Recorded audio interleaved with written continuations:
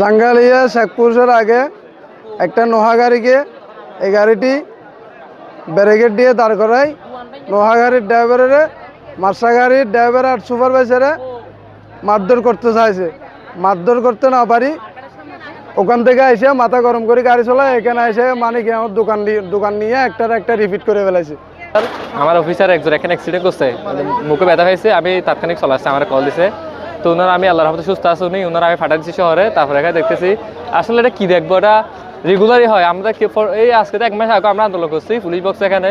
তো এই কি অনেকে বিরোধিতা করতেছে দেখতে, আমি বুঝলাম না 6 টাইম হলে সমস্যা কোথায়।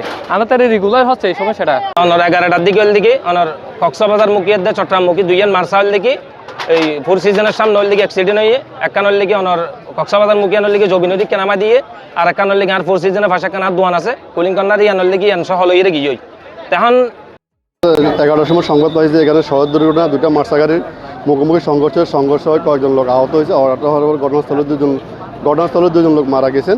আমরা তাৎক্ষণিক উপস্থিত ঘটনাস্থল থেকে ওই দুজন লোকটিকে উপজেলা স্বাস্থ্য কমপ্লেক্সে প্রেরণ করছি, আইনানুগ ব্যবস্থা প্রক্রিয়া দিন। আর 8-10 জন আহত আছেন আর 2 জন মারা গেছেন। গাড়িগুলো এখনও আছে রাস্তায়। আমরা উচ্চ জনতা এখানে একটু রাস্তা ব্যারিকেডের জন্য আন্দোলন করতেছে।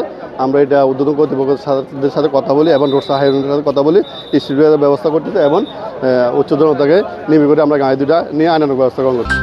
অগ্রযাত্রা প্রতিদিন